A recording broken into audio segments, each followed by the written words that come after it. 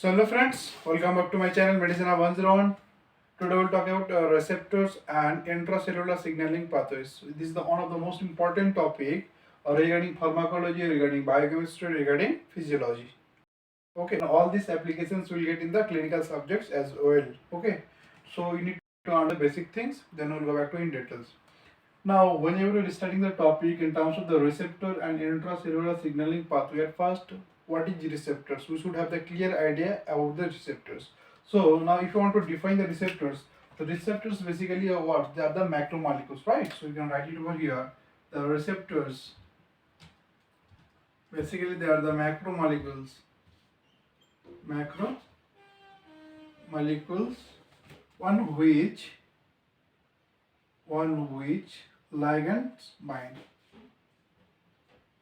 Ligand binds. Now we need to have the idea what is ligand. So ligand may be different. Ligand may be the different kinds of the things, in terms of the chemical substances, in terms of the drugs, in terms of the hormones. If you write it over here, what are the ligands?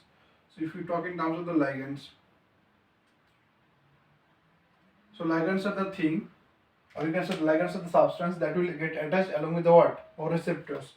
So if you write it over here, okay, ligands are the substances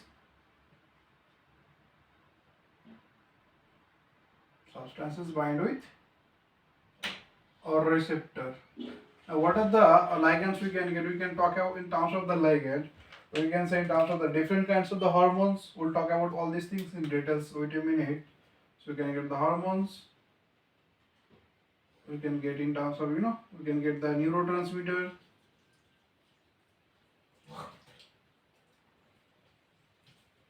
We can get the different kinds of the drugs. We can get the toxins. We can get the chemical substances.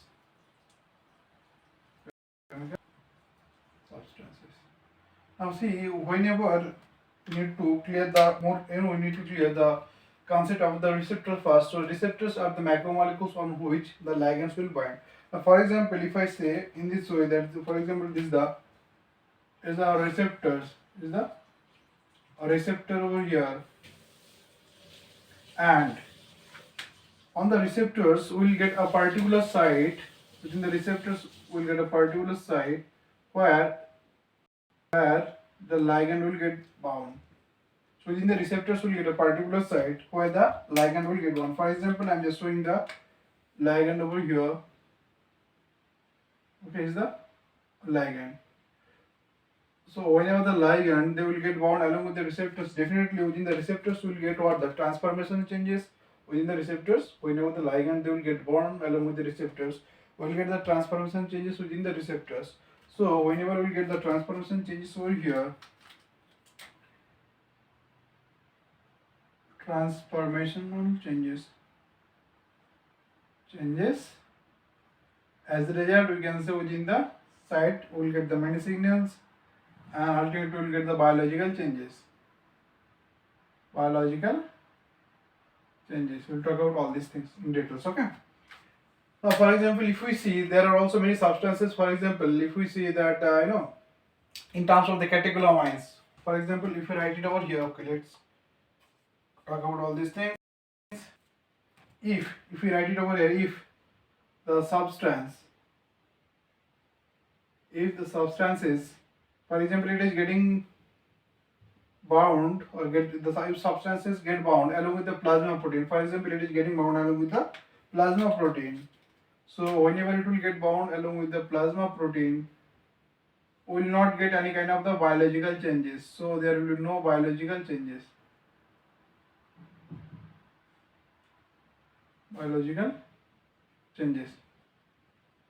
So definitely we are not supposed to consider the plasma protein as so the plasma protein, it will be not the receptors. Just to clear these things, we need to have the idea whenever we are talking in terms of the receptors would have the certain kinds of portions or the domain on which the ligand will get bound. As a result, we will get the transformational changes within the receptors. Ultimately, we will get the biological changes within the cells. These are the receptors. Now, if we apply the same concept in terms of the plasma proteins are also having the receptor, we can say the plasma protein are also having the sites on which the different kinds of the substances they can get bound. Now, in these cases, we will not get, whenever the substances that will get bound along with the plasma protein will not get any significant toward the biological changes. So, definitely, we are not supposed to consider the plasma protein in terms of the receptor. Okay, and see, is the site of the receptor and is the ligand.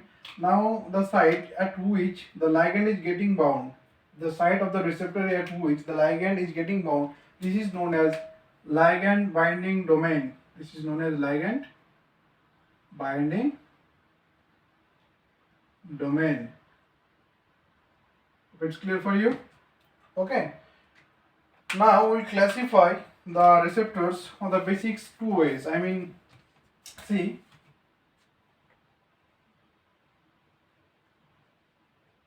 we'll talk about the receptors in the two. For example, if we get the substances, for example, we are getting the substances are having the high molecular weight. If we get the molecular weight is more, along with that, if we get the highly polar molecule, try to understand if we get any molecules or any substances which is having the higher molecular weight, and or for example in another conditions if we get the highly polar molecule, whenever you're getting the highly the molecular weight that will be higher or the size of the molecule that will be bigger, or if we get the substances are having the highly polar nature, in these cases they are not supposed to cross the cell membrane. For that thing there needs to have the receptors just to go within the cell. Definitely there needs to have the receptor. It's to have a receptor to go within the cell. Okay, because they can't cross the plasma, they can't cross the cell membrane. Because one thing we are getting, they are highly polar, and another thing we are getting the size is larger, or we can say the weight of the molecules of the substances is higher. Now another kinds of the for example another group of the substances in which we are getting, that is highly lipid soluble, or if we get the smaller size, not large size, smaller in size, or you can say in terms of the molecular weight, that will be also less. In these cases they can cross the cell membrane easily. For example, if I draw it over here, a cell membrane,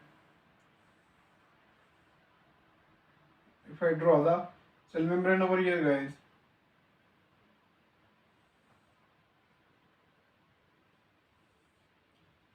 for example, okay.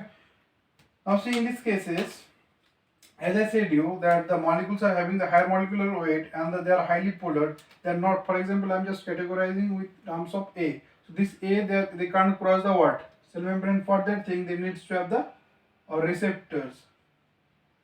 So these receptors, they will present where? Within the membrane. So we can say the extracellular, and in these cases we are getting the highly lipid soluble molecules, or the molecules are having the low molecular weight, you can say, or you can say the size is smaller. In these cases they can cross the membrane easily, as we know, but for that things or for these substances they will have the receptors within the cell. So from here, for example, if we say in terms of the large molecular weight, if we say that the peptide hormones,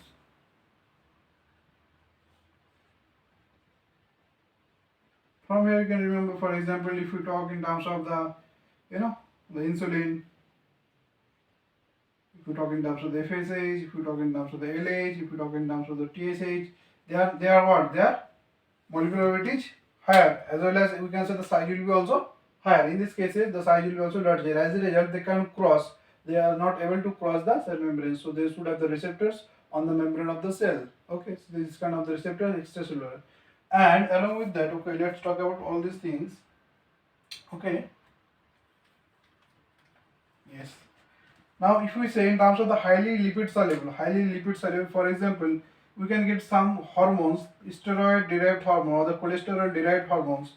Okay, if you talk about those things, for example, if you talk in terms of the steroid hormones or the hormones that are derived from the cholesterol, for example, if you talk about the testosterone or if you talk about the estrogen or if you talk about the progesterone or you can remember aldosterone,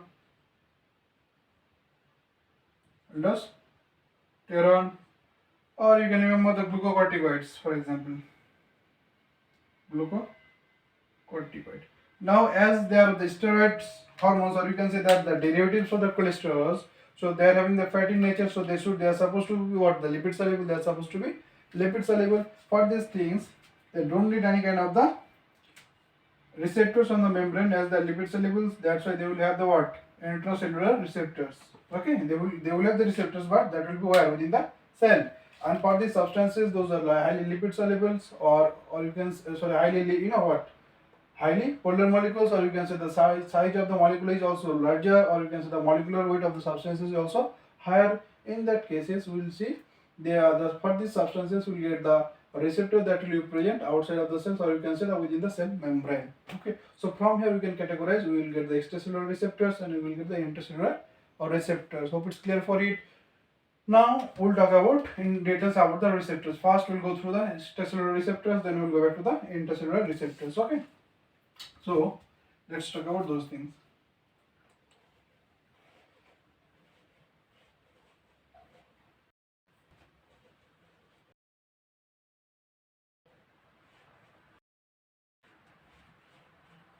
Okay, now we'll talk about cellular receptors, then we'll go back to the intracellular receptors. Okay, now at first, if I write it over here, the extracellular receptors.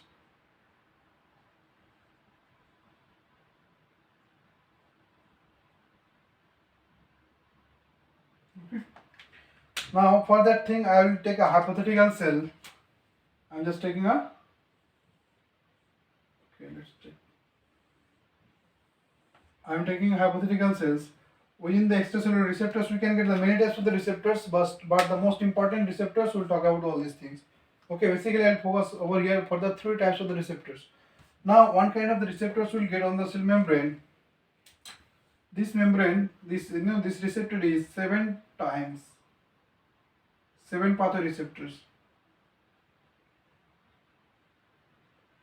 In these cases, this type of the receptors that is present within the cell membrane, this is all the 7 pathoreceptors, or you can say the 7 pas, or it is looking like a snake. That's why it is also known as serpentine receptor. Serpentine or receptor. Now see, in this cases we will get the receptors is having on part that as extracellular domain, or you can say that actually whenever we will come over here and they will get bound at first where the ligands, they will get bound within these structures. You get the ligand, or you can say binding domain, ligand binding domain. And another thing we'll get over here, the signals. Okay, I'll talk about all these things. This is known as effector domain. Now see, whenever we are getting the extracellular domain on which the ligands are getting bound, whenever the ligands they will get bound along with the extracellular domain of the serpentine receptors. After that, whenever they will get attached with each other, we'll get the transformational changes within the receptors, and ultimate signal that will be reached where within the effector domain. Actually, you can see this effector domain that will control the rest of the things. So in these cases, we will see this is known as effector domain.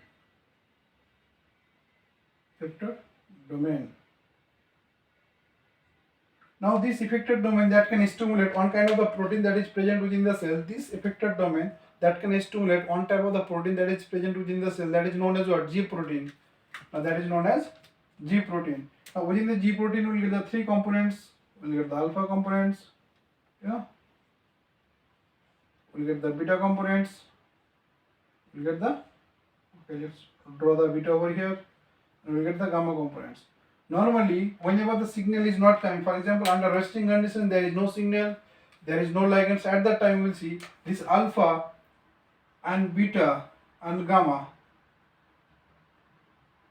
they will be together. We'll get the combined form. Okay, now this type of the protein is known as G protein.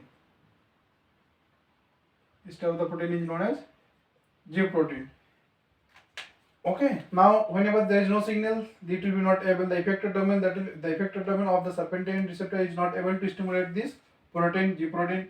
Now whenever the signal will reach over here, that can stimulate the G protein. As the serpentine, there's the serpentine receptor that can stimulate the G protein. That's why this receptor is also known as G protein coupled receptor.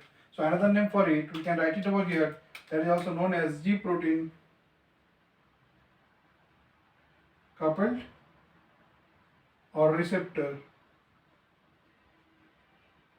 G protein coupled or receptor.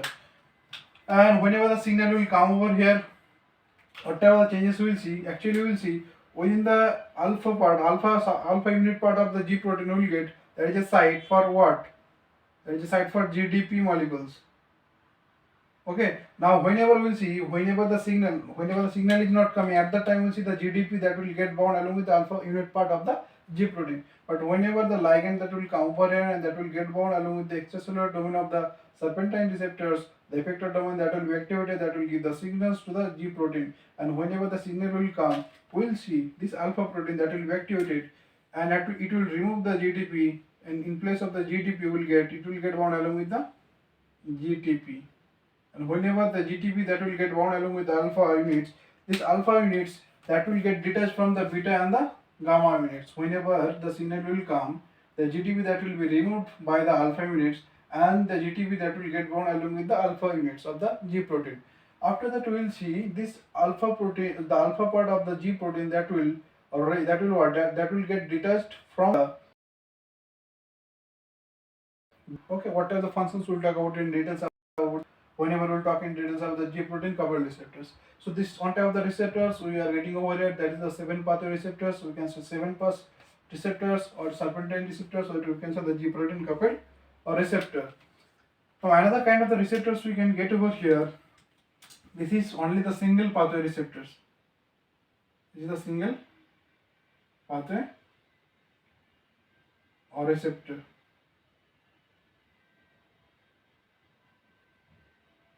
Now this type of the receptors, this signal, single, or this is known as single pass or receptors. Or another name for it, that is known as enzyme linked or receptor. Enzyme linked receptors. Whenever the enzymes, they will come over here and they will get bound along with the structures, the enzymes, and we will get the transformational changes over here. We will get the within the effector domain, we can say, and we will get the changes within the cell. There are different kinds of the metabolic process, we can say. Now another kind of the receptors we will get over here. Try to understand. Definitely is the what, from where the the enzyme is getting bound. This is the what, domain binding sites, that is known as ligand binding domain.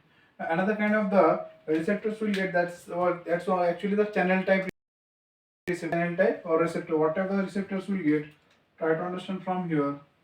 We'll get another kind of the receptors. Especially you can say this is the transmembrane. It will be along with the whole membrane.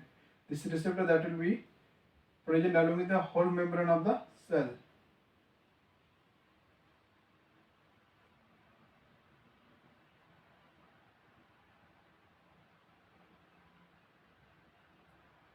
Now this is known as ligand gated ion channels. This is known as ligand operated ion channels, we can say.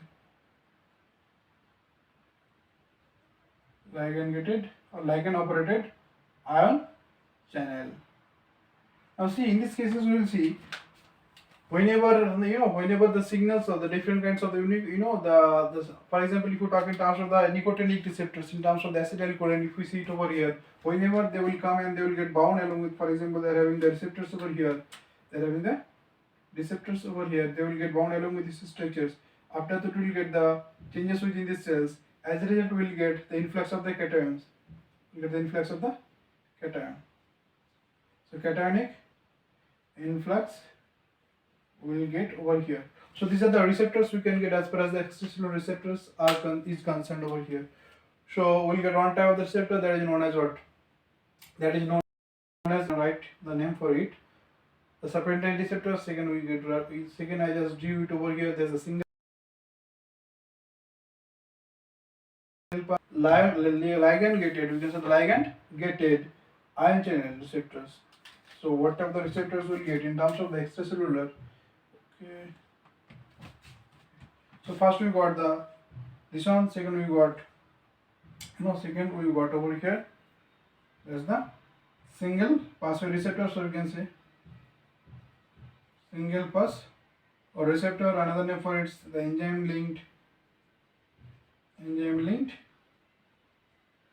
or receptors, or the third type I have already explained, ligand gated ion alpha receptors. Okay, now we'll go in details about the 7 pass or receptor, or we can say the serpentine receptors. We'll talk about these things in details right now. Okay, then we'll go back to the step by step the others. Okay, for that thing I have to draw again some parts over here. Okay, so I'll go in details about the serpentine receptors. For that thing I have to draw again the hypothetical cells and what are the changes we will get in these cases. Let's talk about those things. Okay, now let's talk about the G protein coupled receptors. Okay, no problem, we can continue. So for that thing, whenever I'm talking in details about the serpentine receptors, the other names I'm not drawing it over, I'm not writing. As you know, this is also known as G protein coupled receptors. Okay. Okay, let's draw the different colors. I'm just taking the hypothetical cells.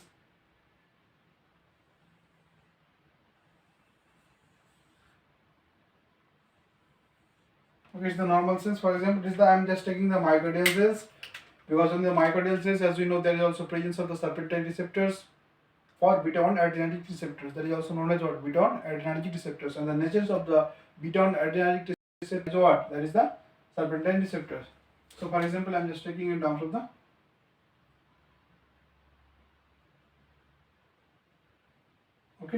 I'm taking is the beta-1 adrenergic receptors. Okay. For example, whenever we assume that the signals for this in terms of the epinephrine, norepinephrine, I'm just taking the epinephrine in terms of the domain, in terms of the ligand.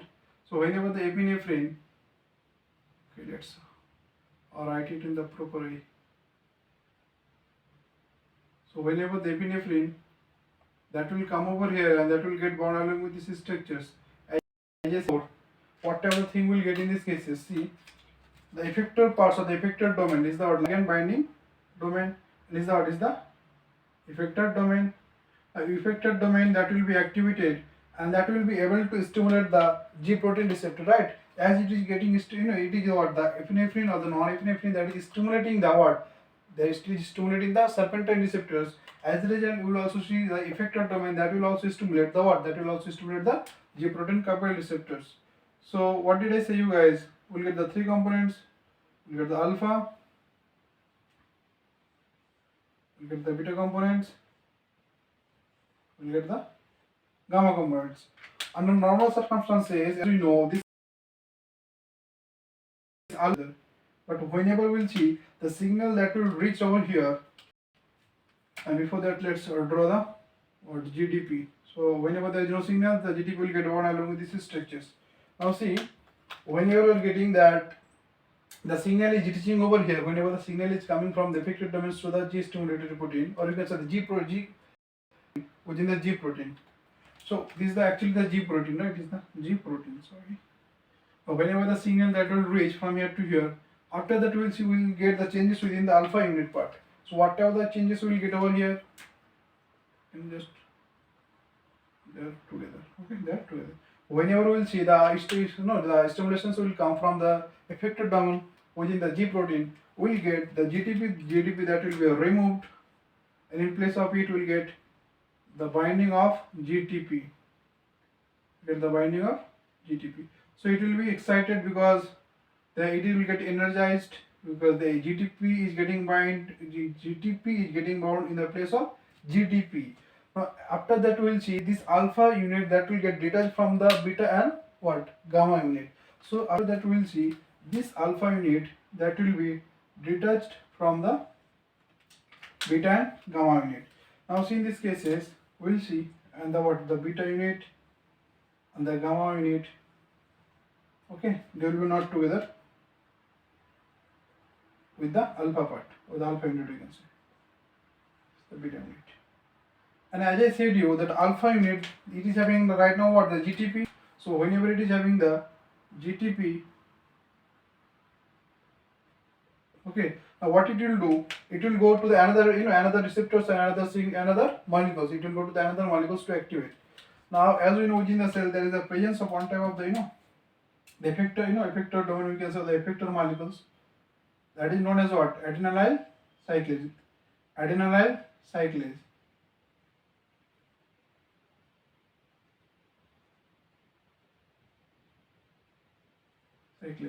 Now,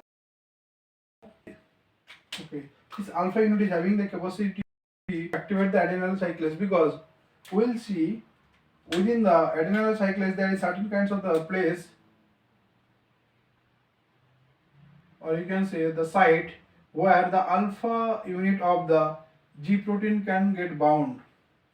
So whenever the alpha that will reach over here, for example the alpha is reaching over here and the alpha will get bound along with these structures, and along with that, as we know, along with the alpha what? There is the GTP, that is, okay, let's GTP is alpha, and this alpha what it will do, this alpha that will activate alpha unit that will activate the adenylyl cyclase, and within the adenylyl cyclase we will get the changes within the effector domain of the adenylyl cyclase. So whenever the changes will be sent within the effector domain of the adenylyl cyclase, what it will do, it will convert the ATP into cyclic AMP. The adenylyl cyclase that will convert the ATP into cyclic AMP. So the ATP into cyclic AMP. Now what it will do, another thing it will do, in the meanwhile you will see the adenylyl cyclase, it is converting the ATP into cyclic AMP. Whenever it will be done, at the same time we will see, okay, as we know, there's the GTP is getting bound along with the alpha units. From the adenylyl cyclase we will get another type of the structures that will come over here and that will break down the GTP that will remove the GTP from the alpha units. So whenever the GTP that will be removed from the alpha unit by the signaling of the adenylyl cyclase, whatever the thing we will see in this case is the GTP that will be converted into GDP plus phosphate. Now whenever it is having, right now it don't have the GTP now, right now it will have the GTP, and whenever it will have the GTP, again it will come back to the old friends.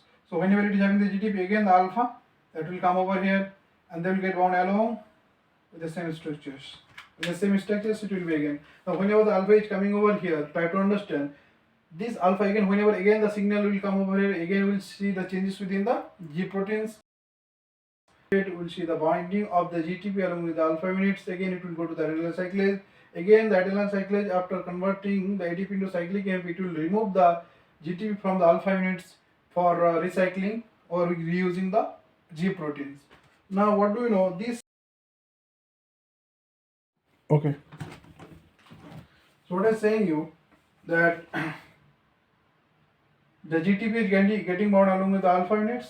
Alpha is going to the adenylyl cyclase, it is activating the adenylyl cyclase. The adenylyl cyclase is converting the ATP into cyclic AMP. So whenever you are getting the amount of the cyclic AMP that will be increased, definitely it will activate the protein kinase A. So this protein kinase A, it will do many functions. by doing the phosphorylations. For example, there is an enzyme. This enzyme that was inactive. It was inactive. Protein kinase is coming over here. It is doing what? It is just adding one phosphate along with these things. After that, it will be active. It will be in the active form. Another function we can say from here that this protein kinase A that can do the phosphorylations of some transcriptional factors. So in these cases, we can get the phosphorylation of transcription factor. So whenever we get the phosphorylation of transcription factors, as a result we will get the more productions of the RNA, more productions of the protein. From here we can get the protein productions in terms of structural proteins, regulatory protein, functional proteins, as you know normally. Okay. So another things we can get. One thing we get in terms of the phosphorylations of the transcriptional factor. Another thing I said to you guys that it can activate some enzymes. Okay, over here, and it can also send the signals to the some channels. For example, it can do the phosphorylations of the calcium channels. So whenever it is doing the phosphorylation of the calcium channel, as a result we will see there will be more influx of the calcium within the cells. So whenever we get the cationic influx within the cells, definitely try to understand the cells that the electrical phenomena or the electrical activity within the cell that will be changed. We'll get the depolarizations of the many other factors. So like these, we'll get the functions. What did I say you? Try to understand from here.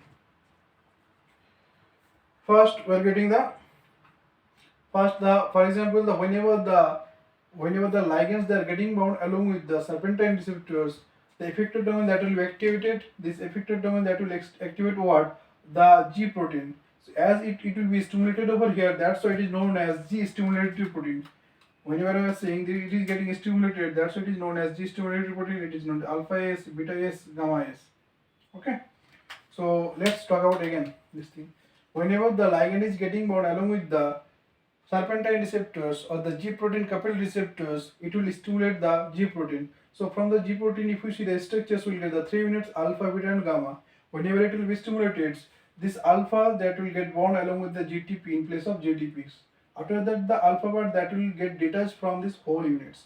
So we'll get the alpha in different parts with the GTP. So alpha along with the GTP that can activate the adenylyl cyclase, because for this alpha along with the GTP, for this part, the GTP bind with the GTP bound alpha units. For these things will get portions or a site or the adenylyl cyclase.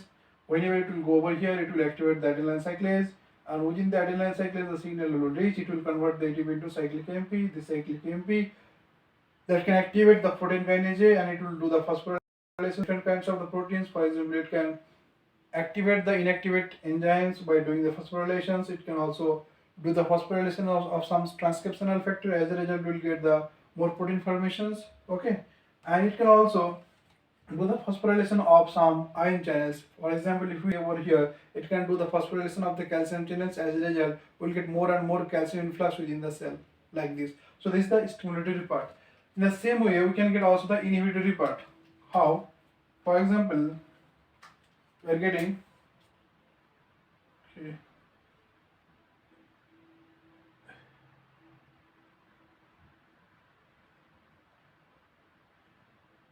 in the same way, for example, here it is also the serpentine receptors.